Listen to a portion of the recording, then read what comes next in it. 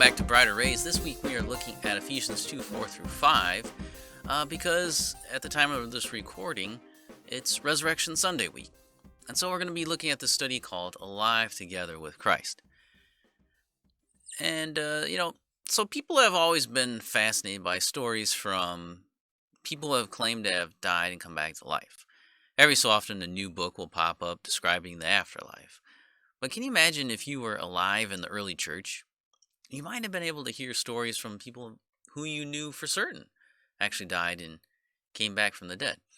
Maybe you could have spoken to Lazarus, who had been dead for days, or maybe young Eutychus, who had fallen out of the window. Imagine the stories they could tell. As amazing as that would be, when you go to church, there's a group of people there who have been spiritually dead, and they've come back to life.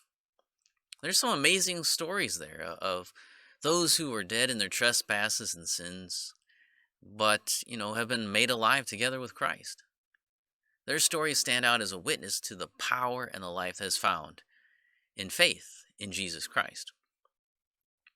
Now, as we celebrate the historical fact that Jesus Christ was raised from the dead, and that's why we gather together on, Easter Sunday. And with that, we have to celebrate that with his rising from the dead, we too, as Christians, who were dead, have been made alive.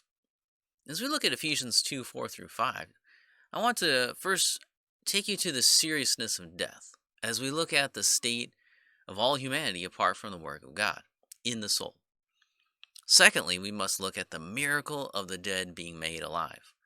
Third, this life is not lived by or for oneself, but together with Christ. And finally, we will spend a moment thinking about a battle cry, or our song that is for our eternal life. What is our song? What is the cry of those who know Christ?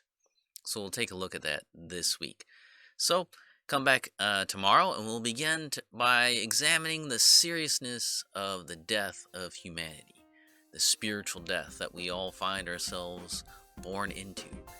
And we need to have a serious look at that. So come back next time.